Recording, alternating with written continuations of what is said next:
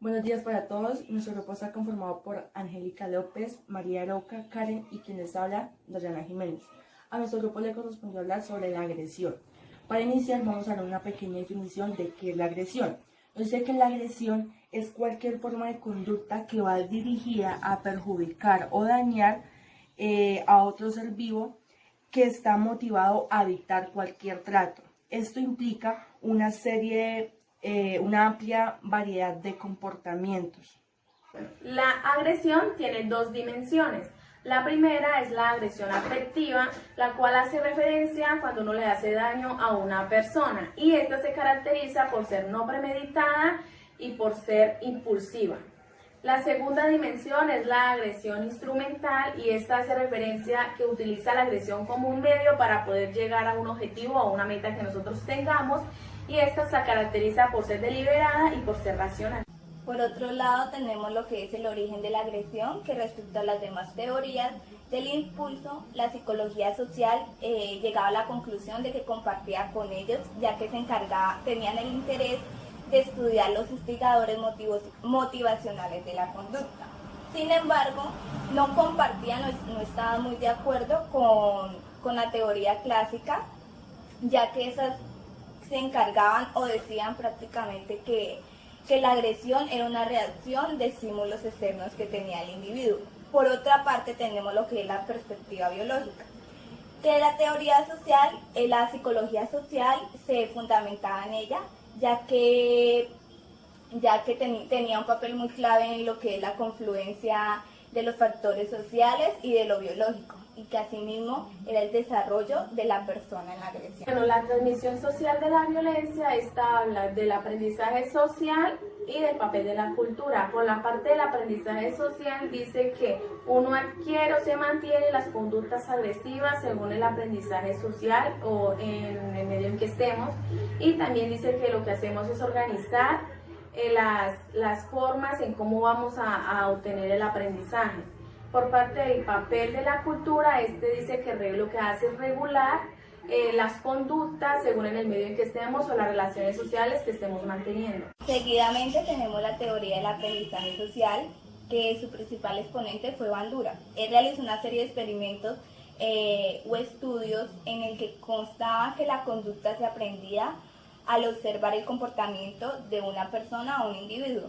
Realizó un experimento con una serie de situaciones, consistían en dos grupos.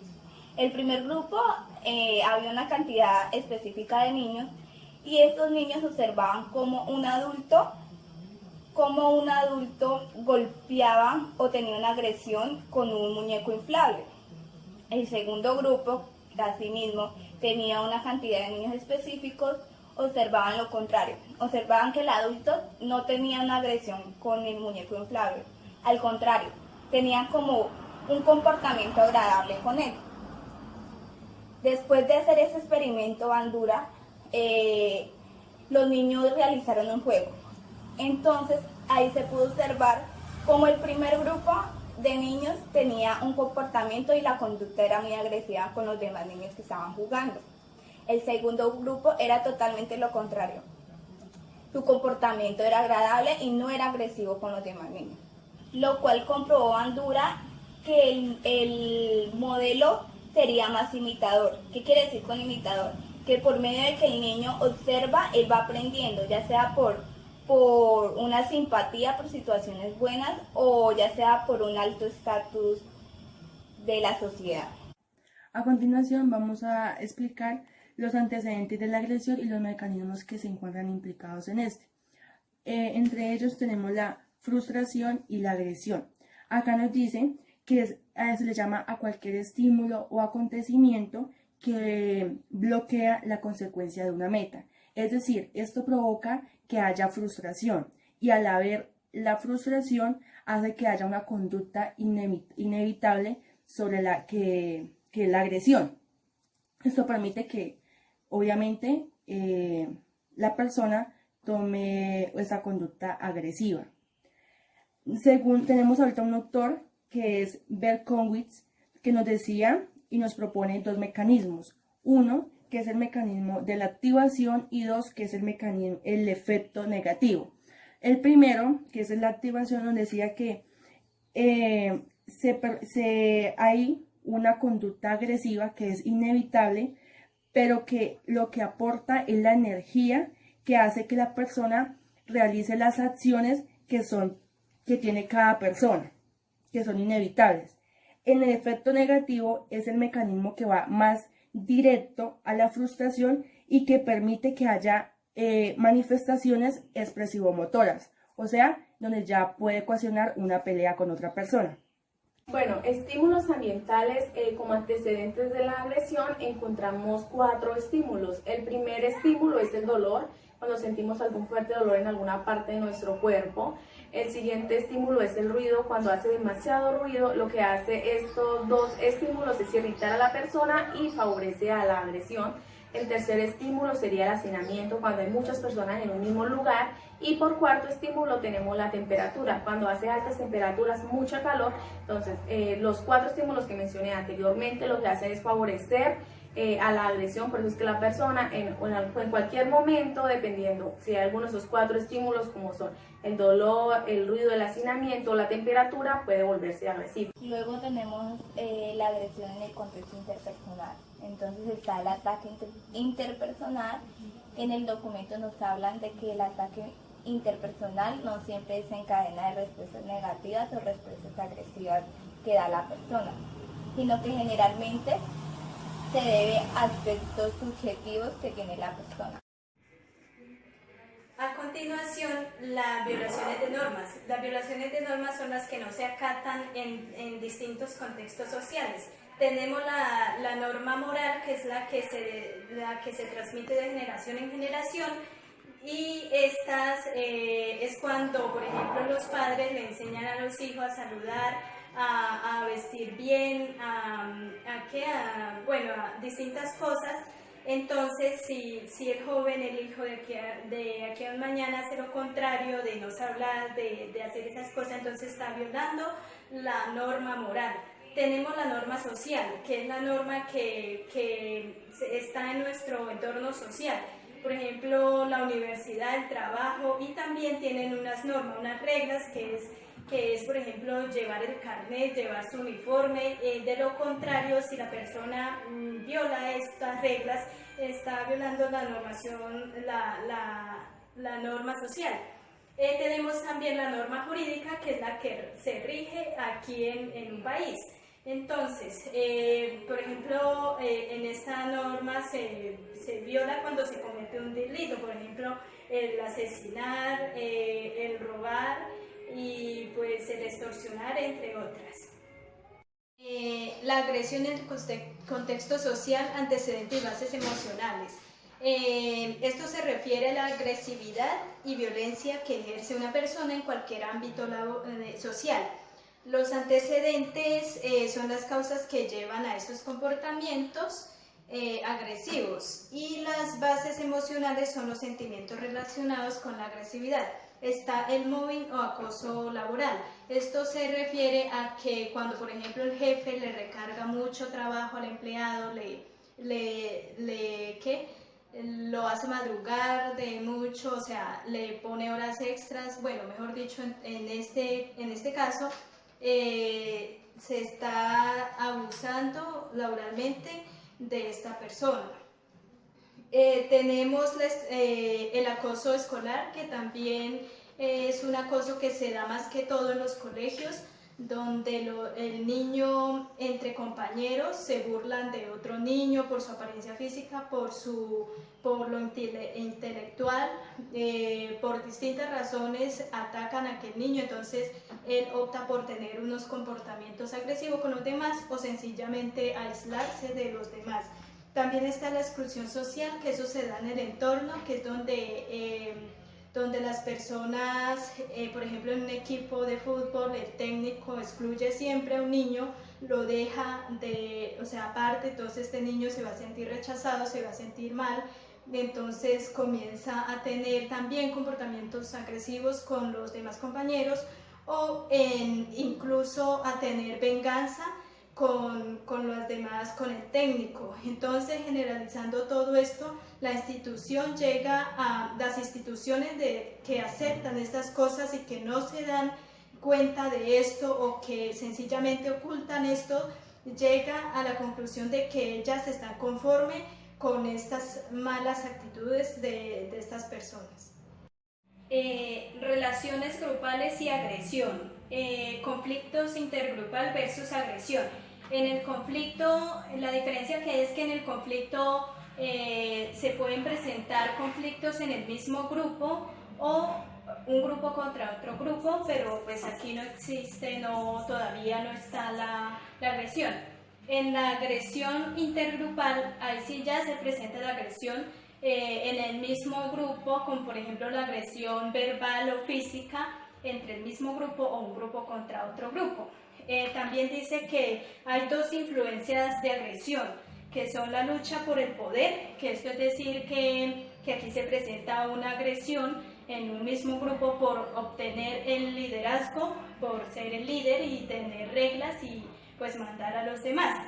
En la percepción de amenaza es cuando un grupo se siente amenazado por el otro grupo porque este tiene como mejor liderazgo, mejor unión y puede que este grupo le gane al otro en su competencia ¿por qué? Por la recompensa, bueno, por lo que va a ganar. Entonces eso es.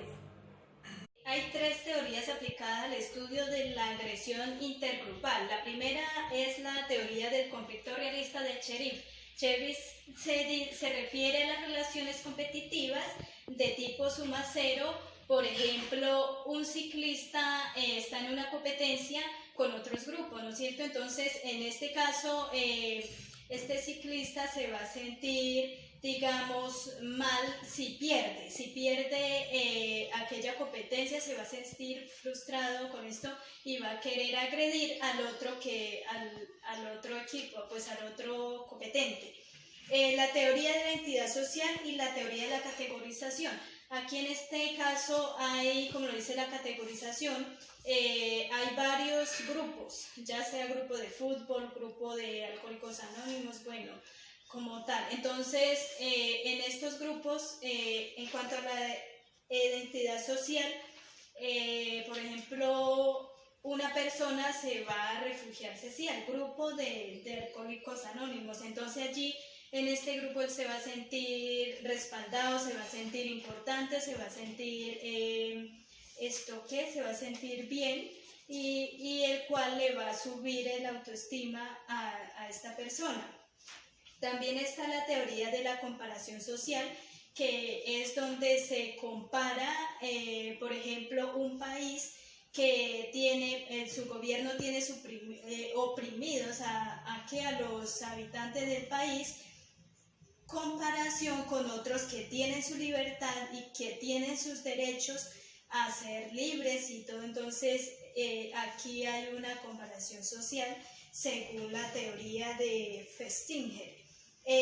También en cuanto a la categorización social la teoría de la identidad social y categorización, se comparan los grupos. Por ejemplo, un grupo de fútbol a compararse con otro grupo se da cuenta que el otro tiene, digamos, mejor rendimiento, lo que produce en el otro grupo frustración, produce un sentimiento negativo. Después tenemos los factores de riesgo psicosocial, que son situaciones que ocasionalmente pueden afectar las manifestaciones agresivas, ya sean por vínculos familiares, de socialización o demás. También generalmente llegan a afectar lo que son las habilidades emocionales y las habilidades cognitivas que tiene la persona. Esencialmente, o cabe aclarar, que las experiencias de violencia en el núcleo familiar alteran mucho el desarrollo del niño, del desarrollo normal del niño, lo cual produce que el niño tienda a sentirse inseguro, no rinde académicamente bien. Los vínculos afectivos básicos de la agresión se encuentra el apego a los padres. Este empieza a los 6 a los 7 meses, donde el niño ya empieza a madurar su parte psicobiológica, entonces ya empieza a sentir o a tener vínculos afectivos con algunas personas que lo rodean. También algunos modelos que lo que hacen es demostrar cómo se desarrolla el niño con su madre y con su entorno. Se encuentra el modelo de inseguridad y el modelo seguro. El modelo seguro hace referencia a cuando los padres saben satisfacer las necesidades del niño, y el modelo inseguro es cuando los padres no satisfacen las necesidades del niño, sino lo que hacen es erróneo. Los patrones de socialización, esos patrones son desarrollados por los padres a medida en que el chico va creciendo, o sea, en su etapa de niño y en su etapa adolescente.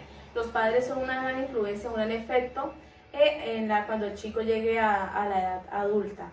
Comparando a los chicos no agresivos con los chicos agresivos, esto pues se lleva a cabo en que depende de las disciplinas que los padres inculquen en sus hogares. Seguidamente vamos a explicar las experiencias de violencia. Dentro de ellas tenemos el contexto familiar. Acá es donde el niño se convierte en la víctima de aquella violencia en dos sentidos.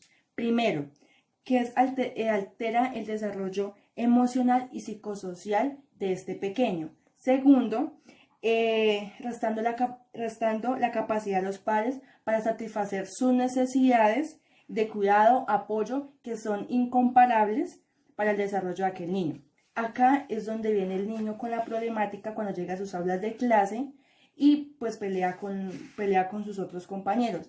¿Esto por qué lo hace? Lo cual el niño hace que interprete todas esas conductas como una estrategia de defensa y poderse él encontrar a salvo. Es por esto que él toma todas estas